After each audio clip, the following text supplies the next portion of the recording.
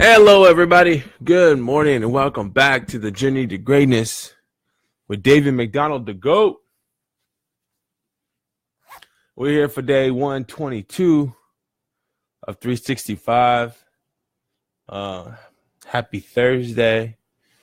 Happy Thursday. The week's almost over. And we're moving.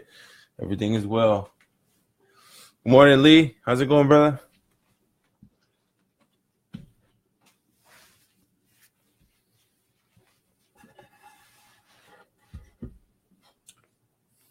All right, let's get to it.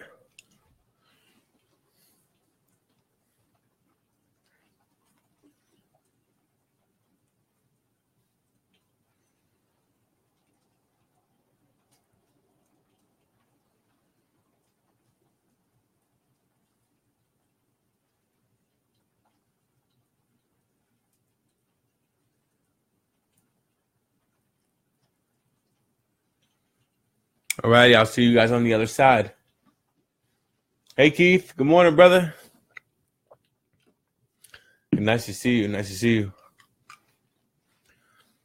So first, we're going to get into our meditation routine. During this time, it's a good time to just find peace, sit in silence, allow your mind to breathe.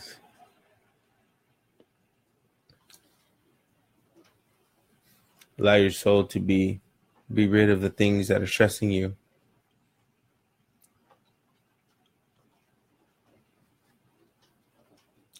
If you don't know how to meditate, feel free to reach out to me. If you're joining us for the first time, I'll see you guys on the other side.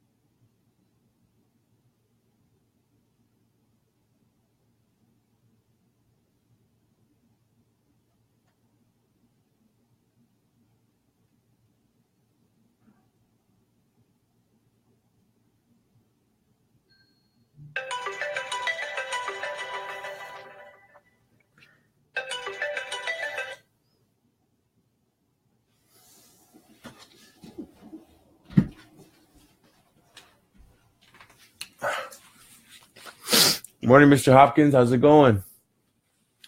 Good morning. Good morning. Hey, Liz. Good morning. Good morning. All right. Welcome back. Welcome back. So we are in we're going to go into our reading routine. And right now we're currently reading Think and Grow Rich by Napoleon Hill. And it's been pretty amazing so far. So I'll see you guys on the other side.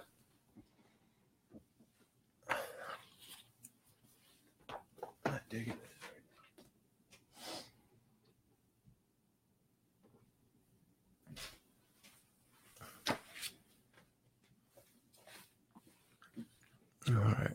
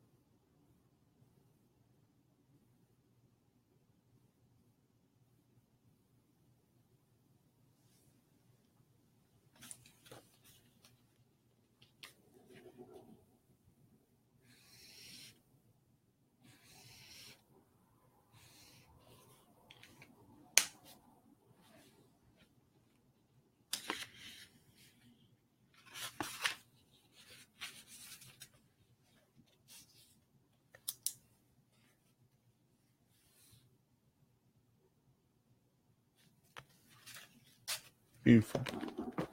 All right, welcome back. So we've just completed our reading routine, and now we're getting into our journaling routine. The journaling routine, if you're joining us for the first time, I usually like to start off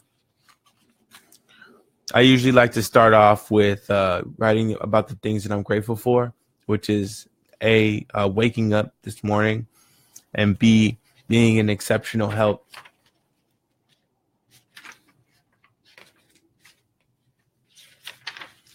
And then from there, you just create.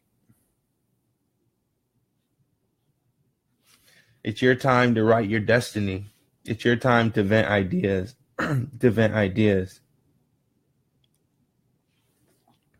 And it's super fun because, then you get to watch it come to life over time.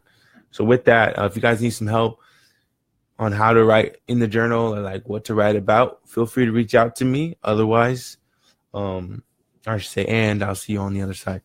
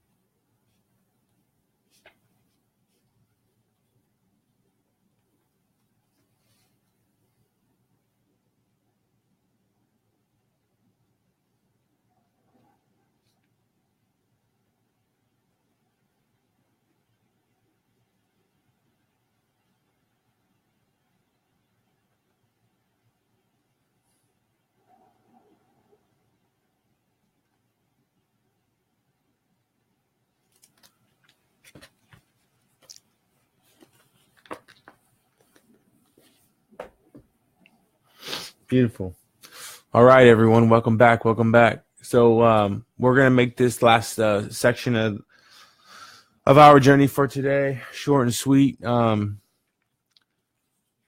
Napoleon Hill.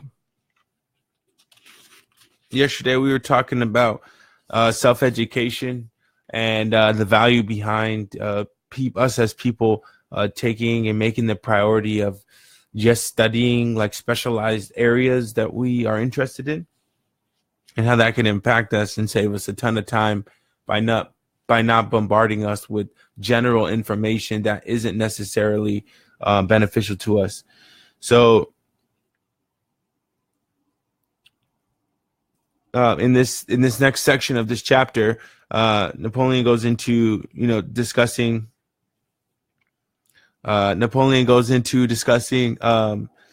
like how it is and what it feels to be at the bottom when you start a new job or you start a new profession. And the thing that stood out to me the most is a lot of the gurus, like Les Brown and Tony Robbins. Even though he says I'm not your guru, but a lot of the coaches, I guess you could say, they talk about people who complain about their job every single day and how negative they are, and how much they hate their job. But then again, they don't do anything to change their circumstance. They don't change their mindset to change their circumstance. And so this book, I like this book because I like this section of the book because it pretty much it shows us how to play the game of life as if it was a chessboard. More specifically, when you're in a job or you're in a position, whether it be in life or at the workplace, that you don't like, it's a simple definition on how you can recreate your reality for yourself. And so he talks about a gentleman who who pretty much started at a company. And long story short, his mom created this plan for him. So he graduated from college. After he graduated from college, he wasn't able to get a job in the field that he was interested in working in. And so his mom put together this like 50-page plan, and we're talking like way back in the days. So this thing was, like typewritten, several weeks of preparation, things like that. And so pretty much this plan consisted of the son going out to all the different competitor. Catch a wave. So went out to all the different competitors in the area, figured out what their business practices were, put them all in this plan, and then applied at the place that he really wanted to work. And long story short, after several weeks of preparation, he was offered a job at an executive pay level. And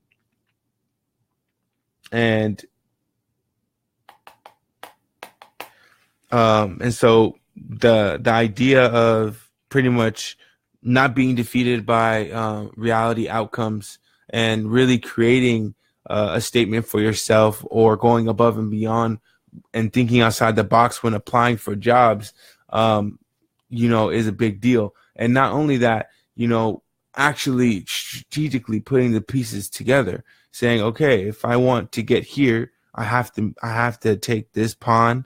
I have to allow my rook to get taken. And then, which is more likely always your pride, right? Let your pride get taken. And then you pretty much are able to move around, and then plan the game, strategically, so that, you can win.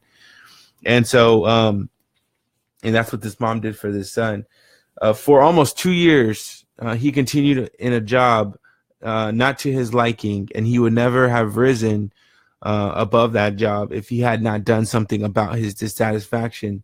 He aimed first at the job of assistant sales manager of his company and got the job.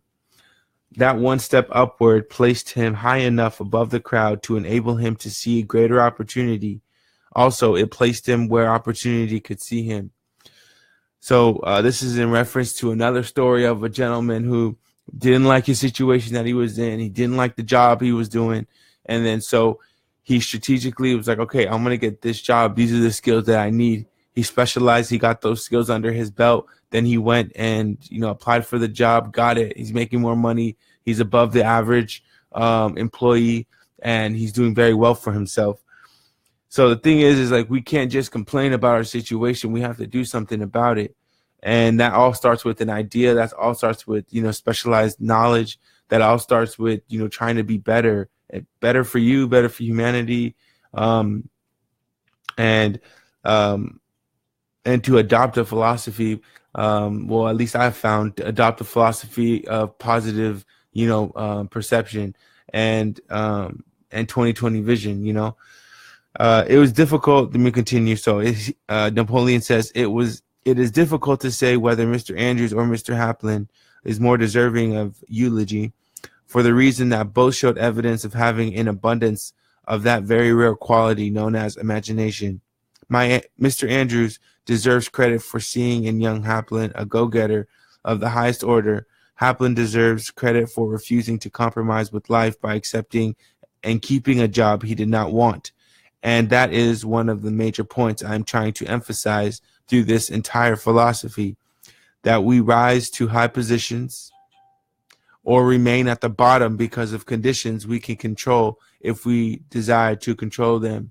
1 second, my computer's about to die. And I'll finish this thought.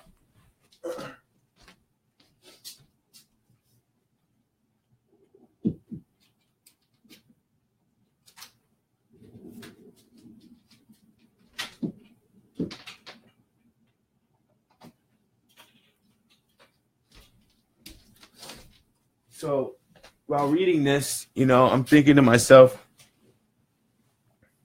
first off, we just captured the entire idea of what Napoleon Hill is trying to convey in this entire book.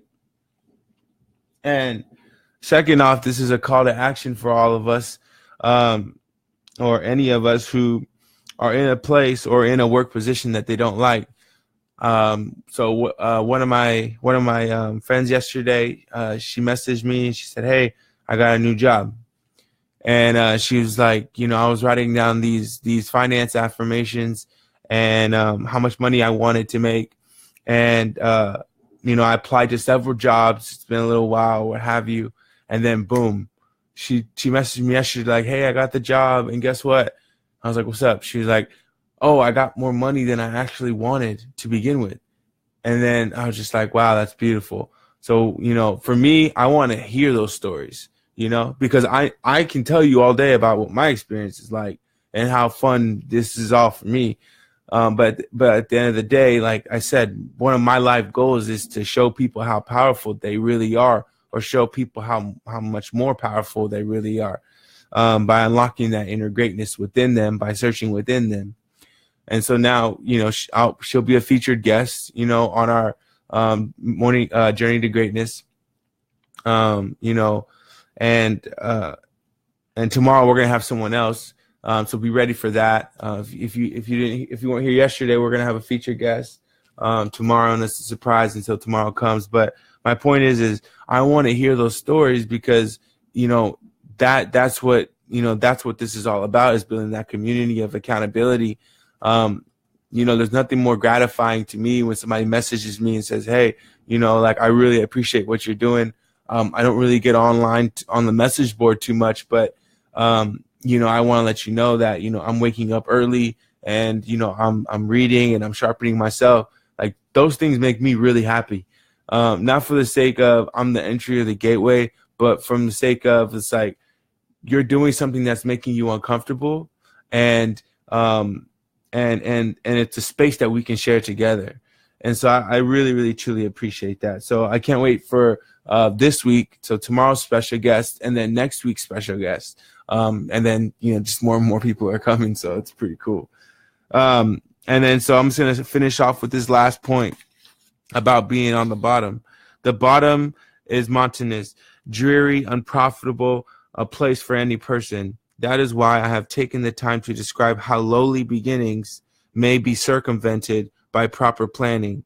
Also, that is why so much space has been devoted to a description of this new profession, created by a woman who was inspired to do a fine job of planning because she wanted her son to have a favorable break.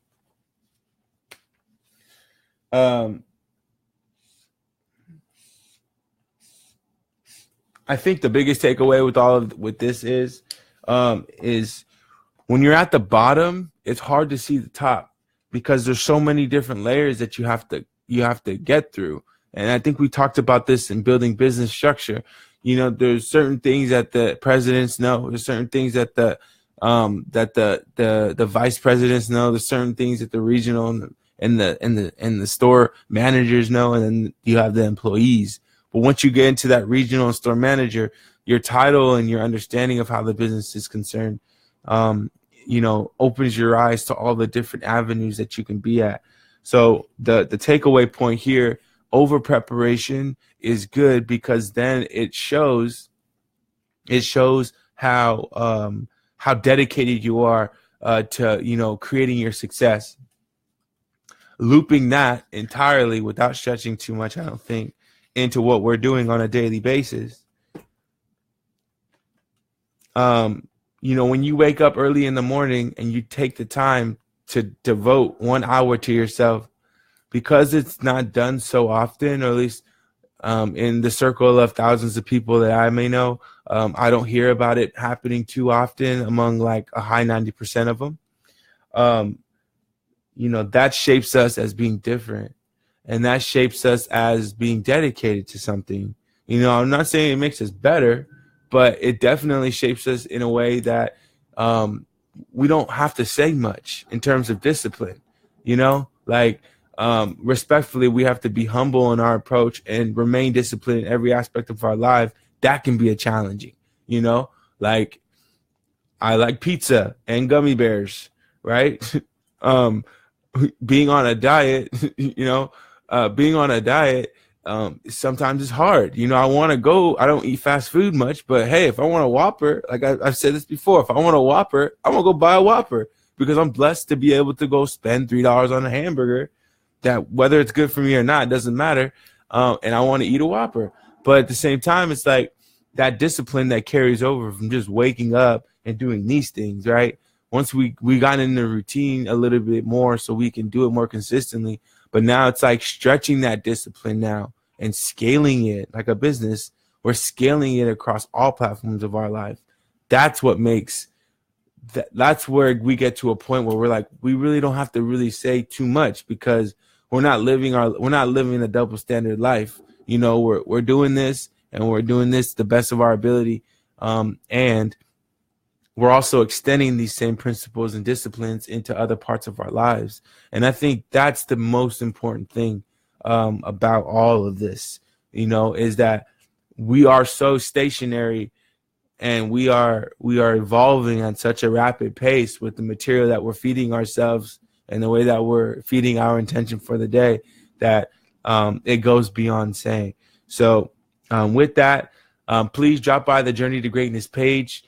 Hit the like button, leave a comment. If you have a story that you want to share, you know, let me know.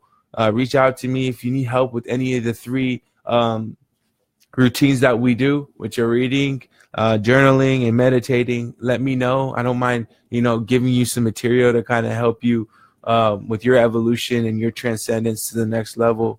You know, if you have friends or family members, man, who you think may benefit from being on the journey with us, feel free to make a suggestion to them, you know, invite them onto the show and let me know, and I'll give them a special mention. So with that, if you appreciate, you know, pretty much these free coaching, you know, this community building exercises, you know, go ahead and leave a comment. That's awesome too. Thank you to everybody who's on our message board this morning. Good morning. Good morning. I'm happy to know that you're here with me. And to everyone else, I hope that you make this the greatest day of your life. You are greatness. You are love. And nobody can tell you anything different. So long as you know that, it will continue to pulsate outside of you. And those energy vibes will be sent into the universe and, you know, return back to you. So I love you guys. I'll see you tomorrow at 5 a.m. for day 123 with David McDonald, the GOAT, the Journey to Greatness. I'll see you tomorrow.